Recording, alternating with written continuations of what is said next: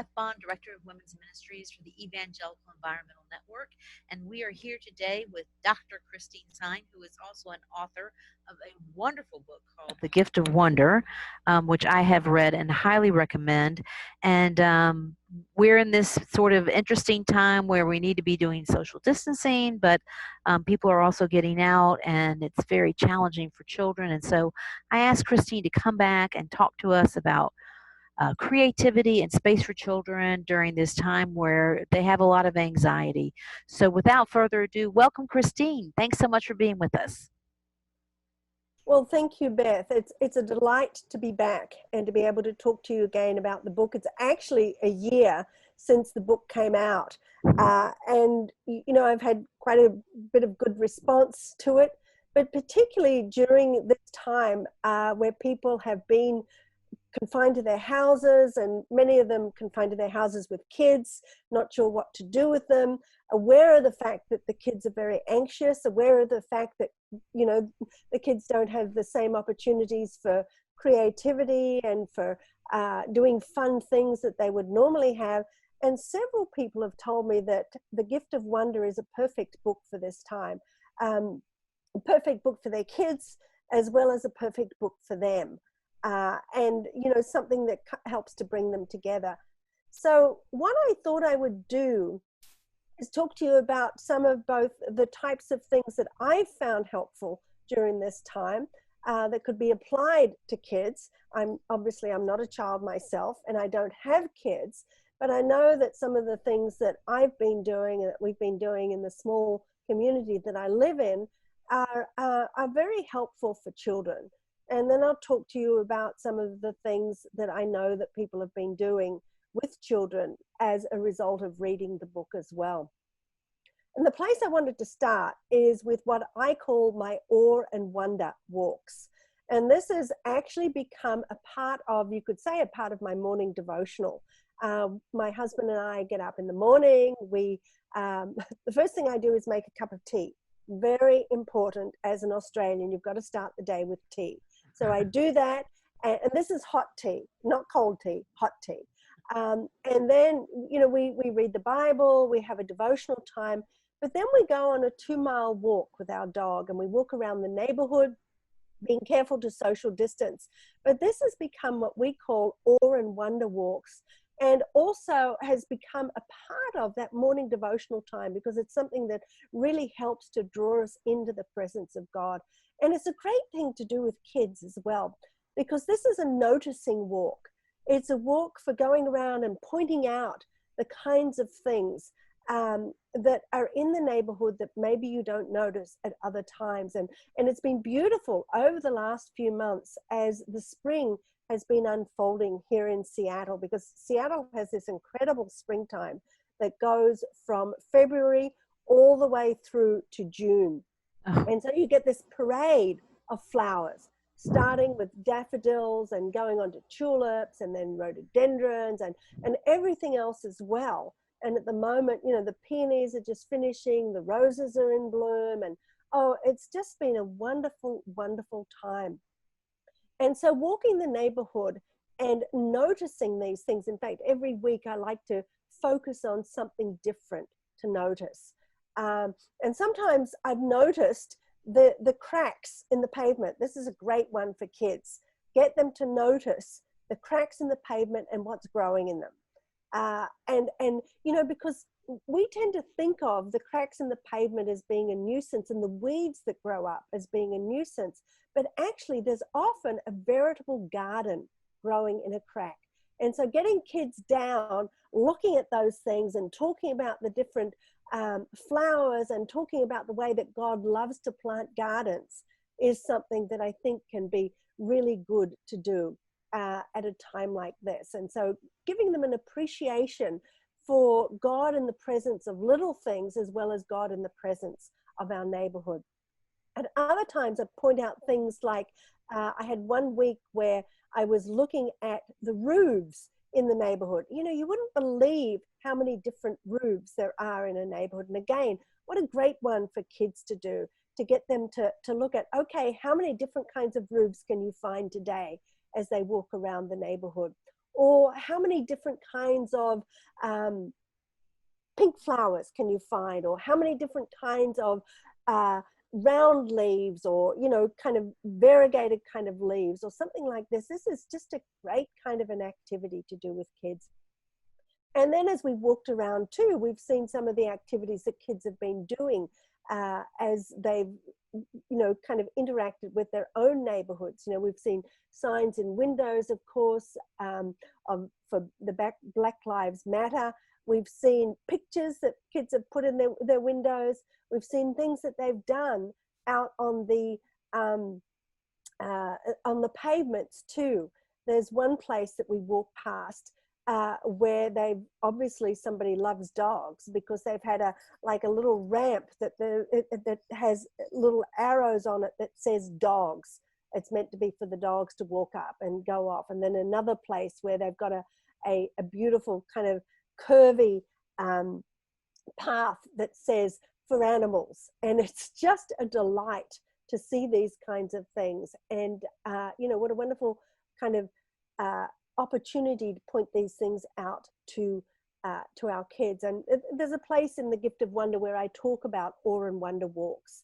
And this is, you know, I've expanded it during this time. And I think it's something that is a really special thing that we can do both on our own and with kids as well. But then, as well as that, you know, other creative things. We had a time where we painted rocks to put out in front of the house. And again, a great thing to do with kids, to paint the rocks with signs like, you know, I think we had joy, choose joy. We had things like, we're in this together, stay safe, and all of these kinds of signs. And again, you know, even though, of course, we're starting to get out a little bit more, these kinds of things can be wonderful projects and fun projects to give for kids. And you can do them with chalk on the pavement as well. This has been something that's been very popular, at least around our neighborhood. I don't know whether it has been around your neighborhood. But these are the things that kids can do that make them feel they still have value in the midst of this. And they can even, you know, you can social distance and have kids in the neighborhood be involved together in these kinds of things too. I've seen people make murals on the pavement where they've had kids from different families, you know, working at different parts of the mural, but socially distanced. And so these kinds of things are a wonderful way to involve kids and to get out into the neighborhood and to enjoy the neighborhood. Because I think that walking has been shown to be one of the very therapeutic things during this time.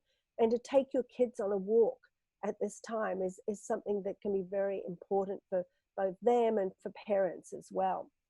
And it's a great way to get all of us out and to explore the neighborhood, because many of us have never really been in our neighborhoods or, you know, explored or gotten to know our neighborhoods. And so this is a great time to not just walk the neighborhood, but to help kids know ways in which they can really identify different aspects of their neighborhood as well, and get to enjoy these different aspects as they're more confined in other ways, and they don't have the normal kinds of kids play equipment to play with and things like that. So that's probably the biggest thing. Yes, Beth. Yeah, well, I was going to say that is really good advice. And you know, I didn't even think about public parks and being concerned about playground equipment, but that is a concern, right? Well, here in Seattle, the playgrounds are closed. Even though the parks are open, the playgrounds are still closed because the kids aren't allowed on the equipment. Right. Yeah. Well, So, and the other thing is I've been joking here in Atlanta. So you some people have been talking about COVID-15, like freshman 15, that, you know, they're so bored and they're just eating and gaining all this weight. In Atlanta, sort of the reverse has happened, and we still have rush hour, but instead of being rush hour with cars and people going to church, we have rush hour with people getting out and walking with their kids between 5 and 7. So we're actually losing weight in Atlanta and probably are a little healthier. But I love that idea of doing like collective murals. Like I put, they did that thing with stuffed animals, so I put that in my window so kids could spy it. But I love the idea of like collectively, getting with neighbors and saying, hey, let's make a flower path or something like Hmm. that. We Yeah. unfortunately do not have sidewalks on my street. Well, So, yeah, I was wondering, I know that there are many streets that don't, and that can be challenging, but there's so little, at least on our streets, there's so little traffic that, you could probably do some of this without kind of making uh, an obstruction to the little bit of traffic that there is. Maybe get permission to cordon off a part of the street and do something like this. I think would be probably not too difficult to get that kind of permission. I know in some cities they're even closing some areas to vehicular traffic so that people can do things out on the streets. And I don't know whether that's been the case in Atlanta or not, but it has been here, I know. well, I think I've heard of it, but I've really sort of stayed in my own little area. So I think Uh-huh, like there's other parts of towns where that might be happening. But it's good, and I think it's important for parents to know it's okay to ask. Like uh-huh, it's yes, okay to, call city hall, but even though they're social distancing or whatever, they've still figured out ways to answer things. And so why not ask city hall, hey, can we have part of this street cordoned off or whatever, yes, which yes. is a great idea. Yeah, no, and I mean, and you might even just ask for it for a morning or an afternoon, and so that the families, they can be out, but they can still be social distanced. And yeah, the opportunities like that uh, are wonderful, and the creativity that can come out is just wonderful as well, I think, in that kind of thing. And as I said, chalk at a minimum, but if you can get something like paints and paint rocks, or, paint more permanent patterns is something that can be done too. Or, as I said, the street that we walked past, somebody had put boards out in front, and kind of, as I said, like a ramp so that the dogs could walk up it. And so there are creative things you can do, even if there aren't pavements out in front of your house too. I think that creative ways you can do this that don't mean that you've got to have the pavement there as well. So, but it's a great thing to do. Well, and one of the other things that I liked about the book is you talk about these small gardens that I think might be a really nice gift for neighbors who might be shut in. Uh-huh. Oh So, yeah. talk a little bit about those. Do you mean the gardens that I create? Yes. Hmm. Uh-huh. Oh yeah. I mean, one of the things that I've done more of, I think, during this time is that I've created little gardens, finding pots. Uh, I mean, you don't need a special looking pot. I mean, again, if you've got the possibility, you can get kids to paint it. I mean, what a fun, messy painting opportunity for kids this can be. And then I usually use succulents because of the fact that, if you neglect them, they still usually last a fairly good amount of time. And so I'll plant, and I'll usually choose a theme. I like a theme for my gardens. And so I've made, like over this period of time, I made one that was based on Psalm 91, talking about under the shadows of God's wings. And somebody had given me some feathers, and so these were part of what was the mainstay of my garden. And then I planted the succulents around it, and I then painted some rocks too, under God's wings, and different things like that, and put those in the garden too. And I actually didn't give it away, but they're definitely the kinds of things that kids love to both create and then to give away as well. And of course you can, I mean, if you want to do something like this, I mean, local nurseries or places like Home Depot usually have succulents in great profusion at this time. Or, you can even get them online if you don't want to go out and go to the stores. yourself. But this, these can be fun things to do and made into, as you said, beautiful gifts for kids to give to their neighbors, and particularly to the ones that are more shut in than they are as well. Or painting, one of the things, or coloring, one of the things that has been a wonderful response for me, again, that I've seen in communities, in not just in, my husband and I live in a small intentional community, very small, 3 apartments in a large old house on top of each other. And so when I talk about our community, that's what I'm talking about. But this is something that can be done in a broader community as well. I worked in a church at the end of last year where a dear friend of ours had just had a heart transplant done. And she was still in the stage where she was not, whether they weren't sure whether she was going to survive or not. And we'd been invited to speak at their church. And so I asked the pastor to download heart-shaped templates. And of course, a heart-shaped template is something that kids love to color. And we had probably about 50 different heart-shaped templates that were colored that morning in church, that then became a love gift to this dear friend of ours who was still in hospital in intensive care.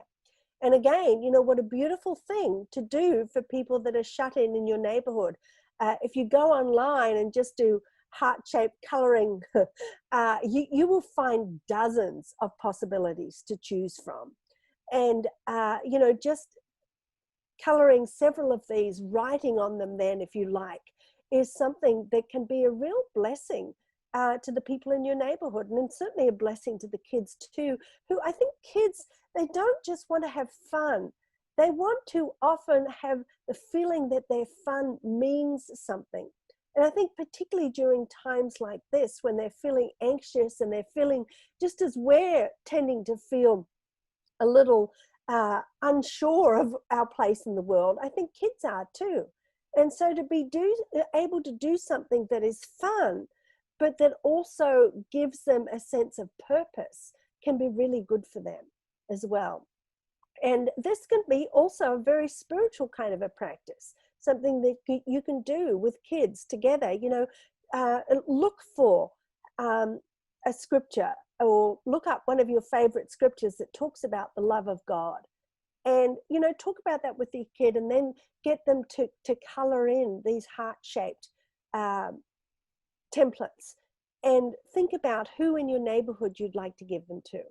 Again, a beautiful kind of thing to be able to do, that kids, I think, really enjoy doing as well. And that's one that I haven't handed it out in the neighborhood, but I have handed it out in other kinds of situations. And I know that kids really, really love to do this kind of thing and to be a part of it as well.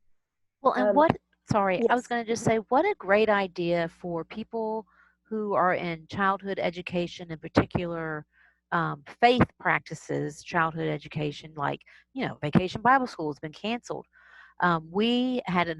He just left. We had an amazing choir director, and they always take a choir trip. So instead of doing, let's get in a bus and travel across country and sing for a bunch of folks, they still did it, but they did it with the social distancing, and they had time every day. So I'm thinking, like, what if your, children's education team sent out coloring sheets with Bible verses every day that you can at least sit down and spend 30 minutes of time with, your kids, to sort of have this meditative thing.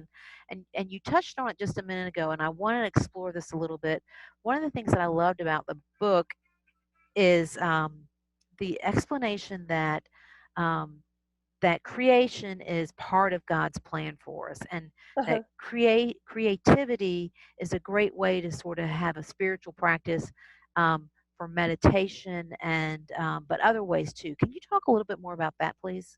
Yes. When I started to introduce some creativity into my devotional times, it was like I started to come alive.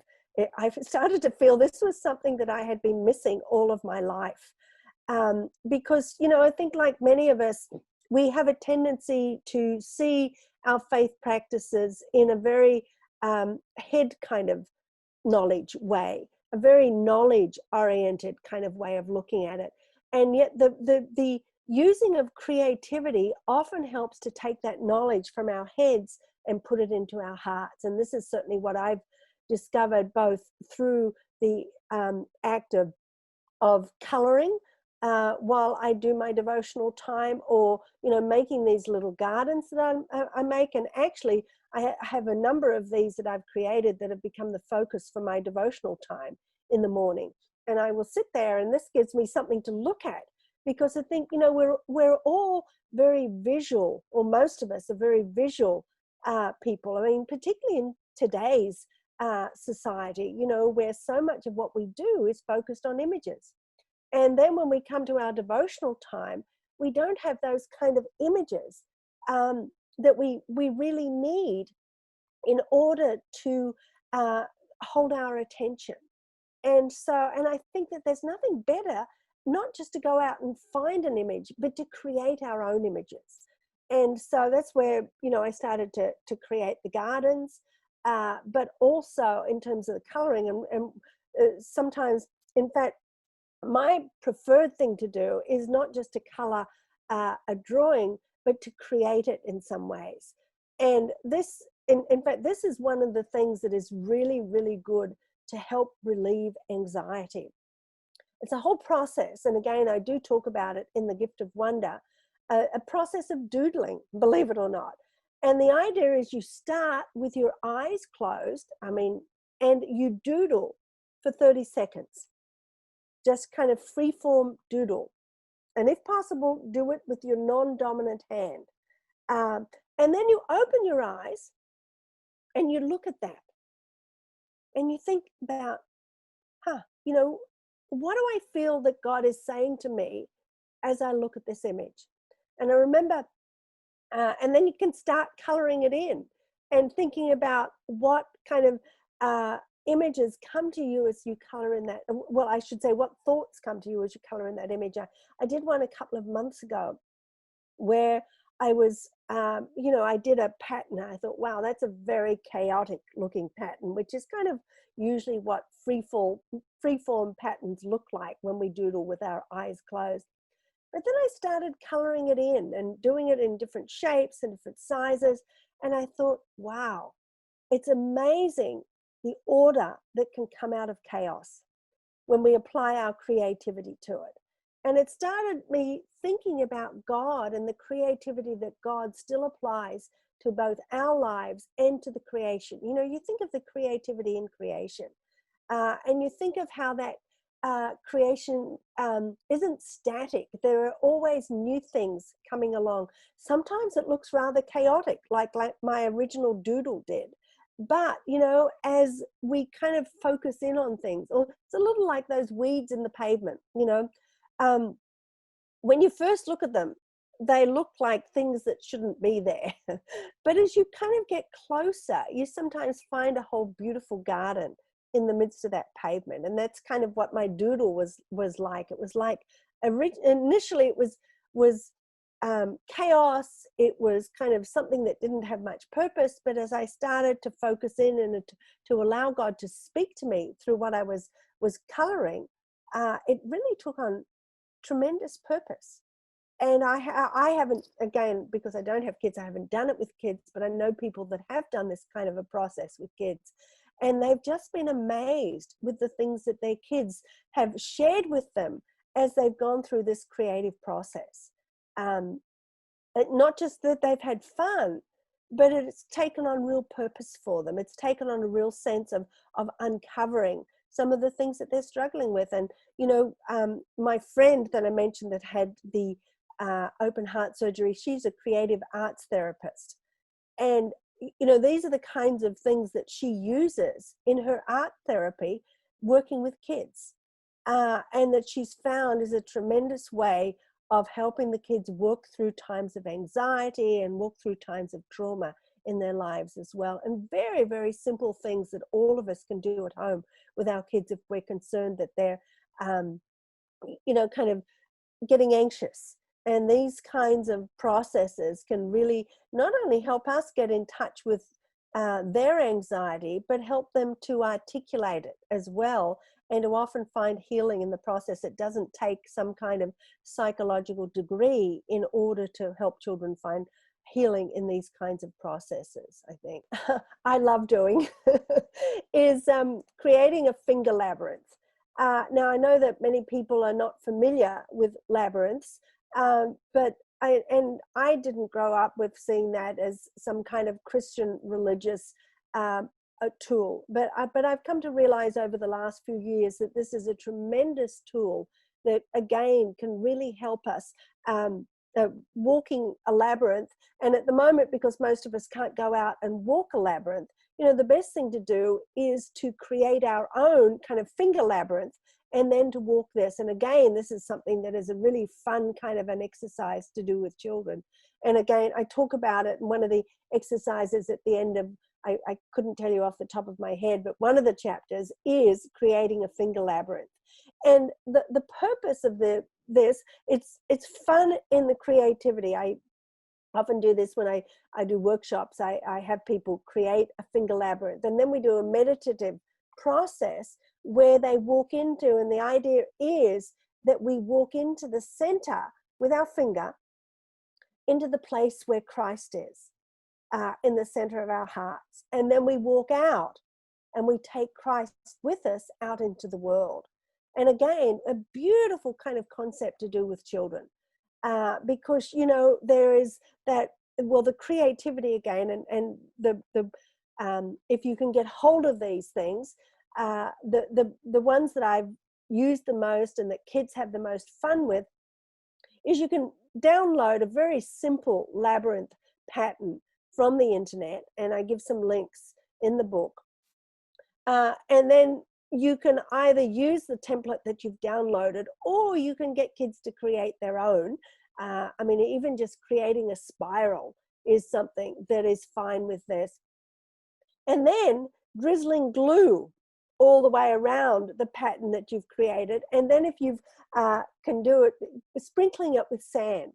And ideal is to sprinkle it with different colored sands. Again, you can get these online if you're thinking you're going to be doing a lot of creativity kind of exercises. Having colored sands around is something that can be a great tool to use. And of course, something that kids absolutely love, because they end up with this beautiful kind of, or maybe messy looking pattern. And then they can use it. And the kids love to use their finger to walk around this pattern. And it's a very calming kind of a process to have them do that kind of thing. And again, it's something that can really help to connect them to Christ as well. And for kids, probably the spiral is the easiest thing to do, rather than a labyrinth. But depending on the age of the kids, of course. Right. Older kids having a labyrinth pattern that they can then draw their own, they can copy one and draw their own, is something to think about as well. But again, very fun thing to do, and something that can be really both calming and healing in many ways for kids too. Well, and I love the tactileness of this. So Yes. I got into labyrinths, maybe 10 or I don't know, a while back. That's what we say down south when we don't know, a while back. And it is really an amazing sort of experience. Like, you look at this thing, I walked my first one and I was like, what? Yeah, whatever. But it is amazing once you start walking how it really can do it. And so I love the idea of using glue and sand, because that gives us this tactile feeling, right, to the children, where it's just not on a piece of paper, that they're feeling things as they move through it. Mm-hmm. And I love the idea of it being bigger, being more simple for young ones, but more complicated for older kids, because a lot of times we talk about the little ones here at EEN, Mom. So thank you for giving us some tools for older children, because those kids are probably in some ways experiencing the most challenges, because they're so much more active, right? And they've probably been in sports, and they've had school, and been activities at church, and everything's been canceled. So I Yes. love that idea. Oh yeah, it's fun, and it is. I love the tactile sense of it as well, and I think all of us, again, I think that one of the things that we have lost, that I know creativity and some of the exercises that I go through in the Gift of Wonder is bringing all of our senses into our worship. Because I mean, God created everything. God created our senses, and God created our senses so that we can get out there and enjoy this wonderful world that God has created. And these are some of the things that we can do. Another one, depends on the season, but one of the things we did last year, and we did have a couple of kids involved with us doing this, and they really enjoyed it, was we made lavender wands. And basically, it was just, we picked lavender, which grows very well up here in the Pacific Northwest. And, you might have to find something else that you can do it with in your part of the country. But then you kind of just basically fold the lavender in and put a ribbon on it, and it's something that then is this beautiful scented kind of wand that you can have, that you can put in somewhere to give it a fragrance, or that you can, just have so that you can crush it or something like that. And we need, again, that creativity, that doing something with things that have fragrance to them as well, or that are, the tactile, or different things, and all kinds of possibilities. One that is not in the book, because I only found out about this after, but again, something that would be fun to do with kids of all ages. Find fragrant things in the garden and make them into a scrub. A young woman who lives down in our basement apartment makes, for her Christmas gifts every year, she makes sugar lavender scrub. And, she goes out, picks lavender from the garden. Basically, I can't give you the exact recipe, but it's very easy to find these online. She uses sugar and oil, and must have olive oil in it, and some fragrance as well. I think, some lavender essence in the ones that she makes. It makes a wonderful face scrub. I used it this morning, actually, because I always get some. And, so again, to have kids go out and make something like this. Now, I know somebody else who makes it with orange blossoms. And I'm sure there are fragrant things there are fragrant things in every part of the world that might be possibilities for kids to go out and find, and to make something like this that, again, could then be gifts for families and friends and shut-ins around the place as well. I think something to think about, because I think kids love to do things that are not just creative, but that they can be generous with then. I think there's kind of an inbuilt generosity in kids. And this is one way that this can be expressed as well, that I think is beautiful. Well, and that's another thing that I think is, kids creating gifts for the neighbors who, are shut in or whatever. What woman wouldn't love to have a little bit of something that smells good to scrub, right? Yes. Oh yeah. And it's fun for the kids, right? They're creating, and it's sort of a cooking kind of thing. And Yes. I want to talk a little bit about gardens, because I know that you are an avid gardener. And one of the things I found, we've just recently started tennis season back up here in Atlanta, because it's good to whack tennis balls. Let me just tell you, it's really good to whack tennis balls right now. I used to be an avid tennis player. Oh. I haven't played it for quite a while, but I used to be an avid tennis player. It's Yes. like I don't care that we're losing. Just hit the ball. It just feels so good. Yeah. But while we were waiting for tennis to get restarted here, I just decided that I was going to go to community gardens and volunteer. And community gardens have been really, they're very, they're safe areas, because first of all, they're being very careful about social distancing and separating people, and they only take limited number of volunteers. But it was, like, even if you're not going to garden, at home, doing community gardening work is so rewarding. But I know that you garden at home. So what are some good first sort of kind of projects for kids in the garden? Well, let me say, I agree with you wholeheartedly. And I don't think we realize the huge benefits of gardening. Uh, I put up something on Facebook yesterday where I said that the when we harvest anything, produce from the garden, it actually boosts our dopamine levels. And dopamine is one of the substances in the brain that makes us feel happy. And so when we harvest something from the garden, we actually get a natural kind of happiness boost. And, you know, I think God created us in this way. There are substances in the soil that are actually, you know, kind of antibiotic kind of substances that help our immune system, you know. So gardening has so many benefits to it. And of course, because we're outside, you know, I mean, the evidence is that social distancing isn't quite as important when we're totally outside, or, you know, we can get a little bit closer type of thing. But it's not, it's not going to kind of be something that hopefully makes it as tense as I know that's, you know, coming together inside is likely to do, because that's the place where the virus is much more likely to be spread. But yes, I think getting kids into the garden, and if you don't have a garden, getting them to plant things that they can even just put on the windowsill is great.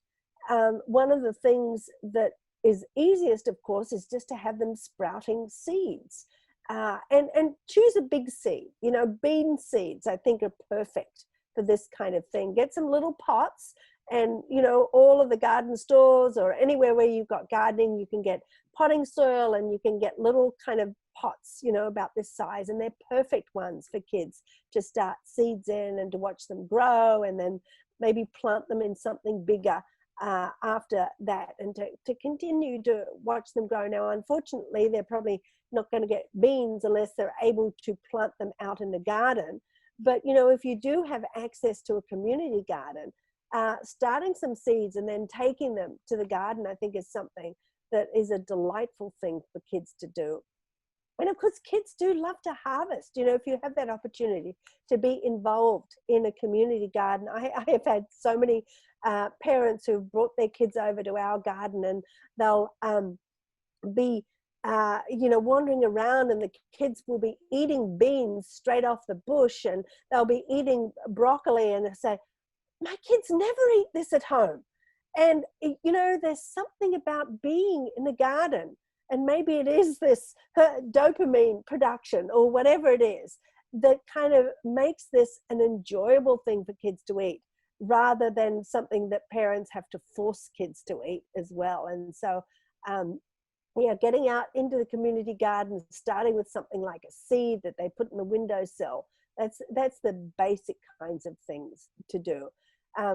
Or, you know, something else, one of the things that we did on World Bee Day was found this book, and I think the name is Make This Book into a Beehive. And so for our community time, we made the book into a beehive using the instructions that they gave. And I don't know if you've seen that book, but, you know, another wonderful way to start is to provide a home for the bees, you know, that are so desperately needed. And again, a wonderful thing to do for kids. And this is a book that is easy to access. It's very inexpensive, but something, again, that I would recommend that might be a starting place for some people too. Well, I love that, and I didn't even think about it. And it's very appropriate that we're talking about pollinators this week. This is National Pollinator Week. So, is it? yeah. Somehow I didn't realize that. There are so many kind of, this is this week, this is this day. I did get World Bee Day, but I missed National Pollinators Week. Right. So, and one of the things that I think is always fun is to create a butterfly puddle, which is basically you take a bird bath or a shallow dish and put sand and a little water in there. And that's the other thing, like maybe you're not going to garden produce, right? Maybe you're not going to garden fruits and vegetables, but you know, you can always do a pollinator garden and just plant some Yes. bushes out there for the kids, and you know, maybe you'll get some hummingbirds, and they'll see the pollinators and everything. So Yes. that's a really helpful suggestion. Like you don't always have to think about like we're going to convert the backyard into this farm, right? Just put a pot in the No. window and let them see it grow. Yes. Oh yeah, yeah. You just you know, any space has the potential for growing something, in my opinion. And I think kids love that possibility, you know, of just being able to grow one thing. Or if you've got a little more space, you know, I mean, kids do love to eat something that they've grown too. So, you know, maybe you've just got enough space to grow a couple of lettuce plants. And then, you know, that's something that kids will be delighted in being able to then eat the produce. And that's a very simple thing to grow as well, of course. But yeah, but pollinators. The other thing is kind of making bug houses, you know, not just the bee houses, but bug houses for spiders and other things that are, you know, we adults go, ah! But, you know, kids realize that these could be fun things and they're necessary for the garden. Or maybe, you know, creating a toad house, or, you know, these kinds of things are fun things that kids can do in the garden if you've got access to a garden as well. Well, and the other thing about like not sinking into the commitment to a full-blown garden at home, the community garden, you know, gives you the opportunity to not have the responsibility. Yes. And yeah, so I think that's something that we should all look out for if we're not going to do gardening at home. And of course, Well, birdhouses, right, is another one. and community gardens have sprung up all over the place, you know, so finding them in our neighborhood is a lot easier than it once was. And so looking for, you know, the closest community garden is something that, you know, may not be as difficult as it would have been even 5 years ago, I think. Right. And what happened with me is I started with one nonprofit and it was way over on the other side of town. And I was like, well, this is sort of crazy. And then just being on next door, the community garden that's 2 blocks that I had no idea was there said, Ah, hey, we need help. And I was like, oh, I'm so there. Like, you know, yeah. I don't have to drive across town. So, yeah, so it was, I just can't tell you how much. And I'll just tell really quickly, there's a church in Franklin, Tennessee. We were up there last summer and they have a huge community garden. They donate like 50,000 pounds of produce every year to the local, uh, you know, food Food bank. pantries. Mhm. But what I loved about it was you know, we're in the garden and I'm taking 52 million pictures because that's what I do. I get in there and I'm like, I don't want to garden. I want to take pictures. So I ran into this family and I'm like, you know, so are y'all members of the church? And they were like, oh no, we're in from Colorado visiting family and I just needed something to do with the boys to get them, you know, so that, you know, a community garden can be a real place of opportunity to build the community, you know. Exactly. Yeah. And so I just Oh, thought that was wonderful. And we have I also am a big proponent of churches doing community gardens. You got to find I someone to do agree it, wholeheartedly, yes. But right? you, It's you not need somebody that will coordinate it, yes. right. But if you have someone who can really sink their heart in, and here's another idea that I really loved. There was a proper church property down in Savannah, Georgia, which is down on our coast, and they were a little, you know, white clappered country church, so not really in Savannah, just outside of Savannah.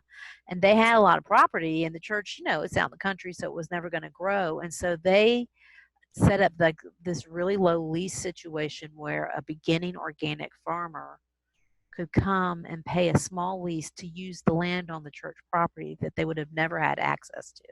And so, you know, the Lovely. parishioners could Hmm. help as they could, but he was responsible for sort of managing and picking what they were going to grow and all that kind of stuff. So it gave him the experience. So I love that example too. And there's Hmm. just It's very nice. Yeah, right I like that. Yeah. all different kinds of ways you can get involved in gardening. And and Yes. and honestly, you know, I now I know why I love to harvest. I don't like to grow. But I love to harvest. And I know now because it's got dopamine. I'm like, no wonder. Isn't it fascinating? Yes. It's fascinating, some of the things you find out, and the things we're finding out more and more of, that make us, or should make us, realize that we're meant to be connected to the soil, and to the garden. I think this is God saying, excuse me, this is part of what I intended you for. And so to introduce kids to this, we were out, we do a garden day a month in the garden, the community, the whole community does, and we were out there the other day, and we were talking, and one of our community members said, I have so loved learning which plants are which, because she said, I grew up knowing none of this stuff. She said, I really did think, as a kid, that food came from the supermarket. And, and of course, so many kids, that is their experience. And so I think whatever opportunities we have to get them out into the garden is worthwhile. It's just a delight. And and I tell people that I believe, I read about God and the story of God in the Bible, but in the garden I experience it. You've got the whole experience of death and resurrection every time you plant a seed and watch it spring into life. To me, it is so hope-giving. You open the compost bin and you see the transformation of garbage, the refuse from our kitchens. And I think, if God can transform, kitchen refuse into what we call black gold, God can transform any of us. And so, the garden is just so inspiring from a faith perspective for me too. And again, introducing kids to that is just very, very precious and very, very important, I think, for them as well. What a beautiful faith story too, right? If God can transform waste scraps into black gold, he can think what he can do with us. I love that. And so I'm going to encourage folks also, like, okay, community garden, maybe not. But even if you just go to a U-pick place. So we were coming out of serious social distancing. And one of my best friends and her daughter and I, we always go into a U-pick. We normally do blueberries, but anyway, we went strawberry picking. Let me just tell you, great experience. Had, people were social distance, people had their mask on. I mean, it was definitely like you basically pay the farmer to pick the strawberries. Yeah. Best strawberries I ever had. I don't ever want to get store-bought strawberries again, which is a problem, because now I've fallen in love with strawberries. I'm like, I don't, so, but I mean, even that is a lesson of the garden, for children, and just giving them that experience of the balance. It's like fishing without doing all the hard work, right? It's just sitting there, just pick them. So anyway, and kids love U-pick places, because they can pick a little bit and then they can race around and can have fun at all kinds of levels. I think you find they can eat a few and learn the delight of what food straight from the vine tastes like, and it's just, it's wonderful, I think. Yeah.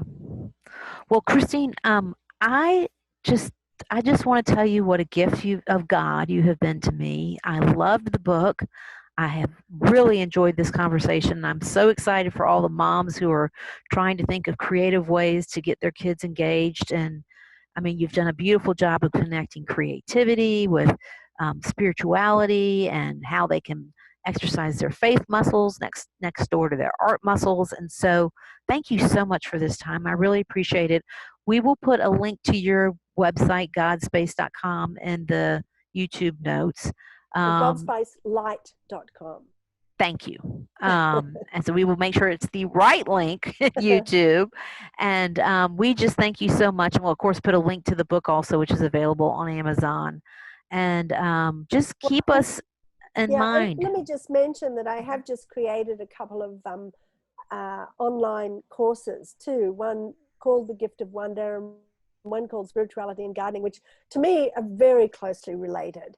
And these might be something as ongoing resources that people might be interested in, because it's not something that they have to do live, but that they can access over a period of time.